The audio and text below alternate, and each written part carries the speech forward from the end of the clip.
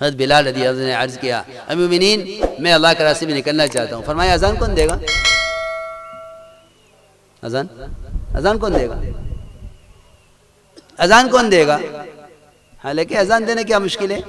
میں کہ نہیں، اپنا متبادل مؤذن لاؤ. پہلے گئے، تلاش کیا، سعد قرض کو لے کر آئے کہ انہوں نے قباء کی مسجد میں اذان دی ہے حضور اکرم صلی اللہ علیہ وسلم کے زمانے میں، یہ میری جگہ مؤذن رہیں گے. اب میں جاؤں کہ ہاں اب جا سکتے ہو. یہ بھی نہیں کہا کہ تم مت جاؤ کیونکہ تم مؤذن ہو. یہ بھی نہیں کہا چھوڑ کے چلے جاؤ، ہم اذان کسی دلوا لیں گے. جب اذان جیسا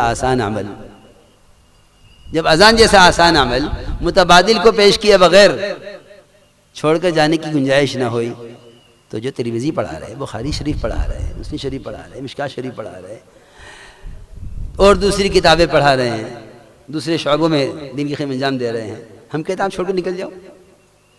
یہ کیسے ممکن ہے؟ جب ایک مؤذن جو محلے کا ہر فرد چاہے اذان دے سکتا ہو، مسجد کا ہر مصلی اذان دے سکتا ہے، کوئی بھی اذان دے لے گا. اذان دینے کیا مشکل کام ہے؟ لیکن یہ بتایا کہ نہیں، ہر ایک کے کرنے کا کام ہے، اس کام کو پورا کرے، اس کام کو پورا کرے. دوسری بات یہ ہے ضروری اس علم کو امت کا حصہ سمجھ کر امت تک پہنچاؤ. پہنچانے کی جو نبوی شکل ہے وہ نقل و حرکت ہے. یہ تو پکی بات ہے کہ نفر کا، کہ علم کا زیادہ تعلق نفر سے ہے، بیٹھنے سے نہیں ہے. میں تو بہت بات کی بات بتا رہا ہوں. تابعی عبداللہ بن مبارک کہ نفر سے ہے علم کے پھیلنے کا تعلق. جیسے پانی کا تعلق بہنے سے ہے، اس طرح علم کا تعلق نقل و حرکت سے ہے. اور واقعی بات یہ ہے کہ جہاں پانی جاری پانی ہوتا ہے پاک رہتا ہے اور پاک کرتا بھی ہے. جہاں جہاں نہریں گزرتی ہیں وہاں کے باغات زیادہ پھل دیتے ہیں. وہاں کے باغات، جی ہاں، آپ دیکھو یہ تمہارا سارا دوابے کا علاقہ سب نہروں کا علاقہ ہے. دنیا میں ہمارے یہاں کے پھل کا کوئی متبادل نہیں ہے کہیں بھی. جی ہاں، ہر جگہ یہاں کے پھل کا کوئی متبادل نہیں ہے. اصل بات یہ ہے. مجھ سے ایک صاحب نے مشورہ کیا کہ میں فلاں ملک میں جانا چاہتا ہوں علم سیکھنے کے لیے. میں نے کہا کوئی تیرے ملک میں علم علماء ختم ہو گئے؟ بجائے ان کو یہاں لانے کے تو وہاں جا رہا. بجائے ان کو یہاں لانے کے تو یہاں سے چھوڑ کے وہاں جا رہا ہے. ہاں، تو وہاں کے عوام کو سکھانے کے لیے جائے تو میں اجازت دے دوں گا، باقی تو سیکھنے کے لیے وہاں جائے یہاں سے چھوڑ کر. اللہ رب العزت نے اتنی بڑی امانت اور اتنی بڑی اللہ نے بڑا فضل فرمایا اس ملک پر. علم العلماء، یہاں کا علم قدیم ہے. اس قدامت کا تعلق یہ ہے کہ باہر والوں کو کہ یہاں علم سیکھنے کے لیے. تو ہم نے عرض کیا کہ علم تو نقل و حرکت کے ساتھ ہے. امت تک اس علم کو پہنچاؤ، یہ امت کی امانت ہے. اور پھر میں عرض کروں گا کہ معاش کے ارادے سے مت کرو. اگر اس سے معاش کے ارادے کیا تو علم محدود ہو جائے گا، ایک نقصان. اور دوسری بات یہ ہے کہ برکتیں اٹھا لی جائیں گی. اس لیے کہ بے برکتی کا سب سے بڑا سبب یہ ہے کہ دین کو اور تعلیم کو معاش کے لیے اختیار کیا جائے. اس سے برکت اٹھا لی جاتی ہے. سب سے زیادہ غنی کرنے والا علم ہے. من لم یتغنى بالقرآن فلیس منا. اس کے معنی یہ بھی نقل کیے ہیں علماء نے کہ جو قرآن پڑھ کر یا پڑھا کر یا اس سے متعلق علوم سکھلا کر غنی نہ ہو، ہم میں سے نہیں ہے. یقین غنی کر دے گا. امام المحدثین ابو ہریرہ رضی اللہ تعالیٰ عنہ 17 کھجوروں میں سے آپ کے زمانے سے لے کر حضرت عثمان کی شہادت کے بعد تک 1050 من کھجوریں انہوں نے کھائی ہیں. 17 کھجوروں میں سے کتنی؟ 1050 من کھجوریں 17 کھجوروں میں سے کھائی ہیں آپ کی حیات سے لے کر حضرت عثمان کی شہادت کے بعد تک. اتنا لمبا زمانہ. کتنے دور؟ 4 دور. 4 دور 17 کھجوروں میں سے. حضرت ابو ہریرہ امام المحدثین حدیثیں پڑھاؤ، کھانے کا مسئلہ ہے، کھا لو، یہاں سے کھا لو۔ حضرت فرماتے تھے کہ امت کو غیروں کا جہل پڑھا کر پلنے کا یقین ہے، اللہ کا علم پڑھا کر پلنے کا یقین نہیں ہے۔ اور واقعی میں سوچتا ہوں کہ بہت سے لوگ ہمارے پاس آتے ہیں کہ جی میں پڑھ کے فارغ ہو گیا، آپ سے میں آ رہا، کیا کروں، سمجھ میں نہیں آ رہا کیا کروں۔ ابا کہہ رہے کارخانہ دیکھ لو، چچا کہہ رہے کہ میری دکان سنبھال لو۔ تو اتنا غم ہوا مجھے سوچ کر، میں نے کہا میرے پاس آج تک کسی کالج کا، کسی اسکول کا، کسی یونیورسٹی کا آدمی خدا کی قسم آج تک نہیں آیا میرے پاس جو آ کر مجھ سے یہ کہے کہ میں پڑھ کے فارغ ہو گیا، میں کیا کروں۔ ان کا حال تو یہ ہے کہ وہ فراغت سے پہلے انہیں جاب مل جاتا ہے، انہیں ملازمت مل جاتی ہے، صبح کو پڑھتے ہیں، شام کو جا کر پرائیویٹ کہیں ملازمت کرتے ہیں۔ ان کو تو ان کے کالجوں سے پہلے اٹھا لیا جاتا ہے، ان کے نمبرات دیکھ کر، ان کے نتائج دیکھ کر۔ ابھی وہ اپنی تعلیم سے فارغ نہیں ہوئے، ان کے لیے ملازمتیں تیار ہیں، ممالک ان کو مانگ رہے ہیں کہ فلاں کو ہمیں دے دو۔ اور ایک طالب علم فراغت کے بعد یہ پوچھے آ کر کہ میں کیا کروں۔ میں سمجھتا ہوں کہ اگر دوران تعلیم اس کا فیصلہ نہیں کیا کہ مجھے یہ علم امت تک پہنچانا ہے تو ایسے طلبہ فراغت کے بعد پریشان ہوں گے۔ بلکہ میں آپ سب سے عرض کرتا ہوں کہ جتنے بھی طلبہ آپ کی تربیت اور آپ کی صحبت میں علم حاصل کر رہے ہیں، ان کا شروع سے یہ ذہن بناؤ کہ تمہیں یہ علم امت تک بلا معاوضہ پہنچانا ہے۔ معاش کے لیے تو ہے ہی نہیں، معاش کے لیے دنیا پھیلی ہوئی ہے۔ علم کا سکھانا محض معاد کے لیے، لا اسألکم علیہ مالا لا اسألکم علیہ اجرا، یہ ہر نبی کی دعوت کے ساتھ ہے، کیونکہ بعثت کا مقصد تعلیم دینا ہے۔ اس لیے اس کو علم کو امت کی امانت سمجھا جائے اور اسے امت تک بلا معاوضہ پہنچایا جائے۔ یہ علم امت کی امانت ہے، علم امت کی امانت ہے، یہ میری کوئی ذاتی جاگیر نہیں ہے،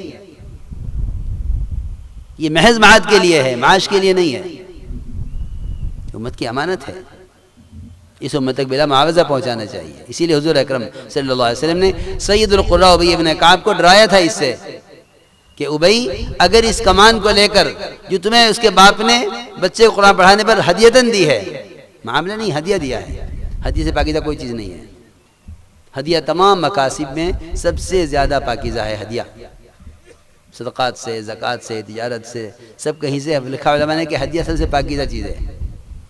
اس ہدیے کے بارے میں فرمایا اگر جہنم میں جانا چاہتے ہو تو لے لو ورنہ واپس کر دو۔ اس میں کوئی شک نہیں کہ رواتب وہ وقت کا بدل ہیں، بشرطے کہ ہمیں ضرورت ہو۔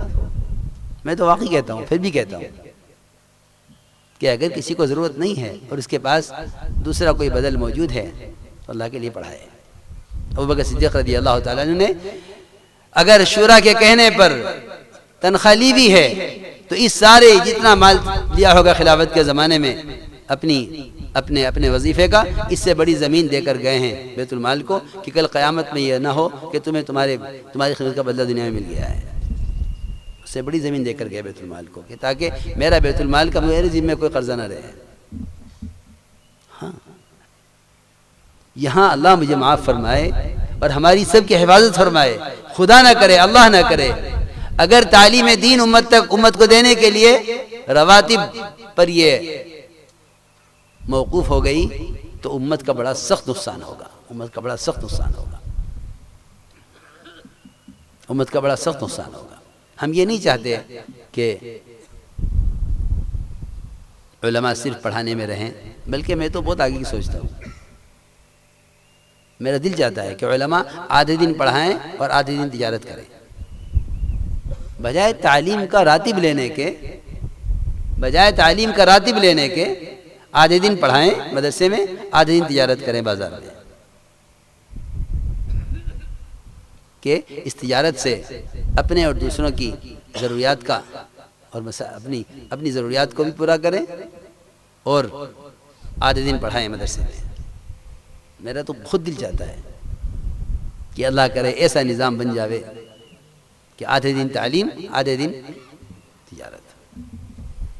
جب تک علماء بازار میں نہیں اتریں گے، علماء بازار میں نہیں اتریں گے، اور علماء جتنے بھی دنیا کے شعبے ہیں، سیاست میں، حکومت میں، بینکوں میں، مختلف قسم کی عدالتوں میں، دنیا کے تمام تر شعبوں میں، دفاتر میں، جتنا بھی ان کا نظام معاش ہے، جب تک علماء اس نظام معاش میں عملی طور پر دخیل نہیں ہوں گے، اس وقت تک یہ نظام خدا کی قسم کبھی درست نہیں ہو سکتا۔ صرف مسائل بتانے سے یہ شعبے اسلام پر کبھی نہیں آ سکتے، کبھی نہیں آ سکتے۔ تم بیٹھے بیٹھے حکم لگاتے رہو یہ حرام ہے، یہ حرام ہے، وہ حرام ہے، وہ حرام ہے، اس سے کچھ نہیں ہوگا جب تک علماء ان شعبوں کے اندر خود نہیں اتریں گے۔ ہاں، ہم تو یہ سوچ رہے ہیں، یہاں یہ سوچے کہ میں تجارت کر لوں، تعلیم چھوڑ دوں، یا یہ سوچے کہ کوئی مجھے تنخواہ دے دے تو میں پڑھا دوں، اور کوئی تنخواہ دے دے تو میں کیسے پڑھاؤں۔ ہم تو یہ چاہتے نہیں کہ علماء تعلیم میں رہیں اور سارے جاہل اور عوام ان منڈیوں کو سنبھالیں۔ دنیا کے نظام کو بالکل نہیں، دنیا کا نظام درست ہوگا نہیں جب تک علماء عملی طور پر نہیں اتریں گے اس میں کہ مدینہ منورہ میں دکان کھولنے کی اجازت نہیں تھی جب تک تجارت کی لائن کے امتحان نہ دے دو، اور جب تک تجارت کے احکام کا پوری طرح علم حاصل نہ کر لو، مدینہ میں دکان نہیں کھول سکتے۔ حضرت عمر کا قانون تھا یہ، پہلے تم بتلاؤ کہ تم تجارت کے احکام جانتے ہو، سنو دھیان سے، تم تجارت کے احکام جانتے ہو یا نہیں، پہلے یہ بتاؤ۔ ایسا نہ ہو کہ باہر سے کوئی مدینے میں آئے اور یہاں وہ شریعت کے خلاف تجارت دیکھے۔ ہم تو یہاں تک سوچ رہے ہیں، ہاں بہت آگے کی سوچ ہے۔ لیکن میں پھر اپنی بات دہراؤں گا، شروع میں عرض کی تھی کہ اس کام کے تمام مقاصد پر وسعت نظری نہ ہونے کی وجہ سے اس کے مقاصد کو بہت ہلکا، بہت محدود کر دیا گیا۔ یہ جماعت والا کا کام ہے اپنا، اس لیے آپ حضرات سے درخواست ہے کہ آپ ورثۃ الانبیاء ہیں، آپ کے پاس امت کی امانت ہے، اسے امت تک پہنچانا ہے، اور پہنچانے کا جو میں شروع عرض کر رہا ہوں کہ نقل و حرکت ہی اصل سنت ہے، نقل و حرکت اصل سنت ہے۔ ہاں جو طلب لے کر آئیں ان کی طلب کا پورا کرنا بھی ضروری ہے۔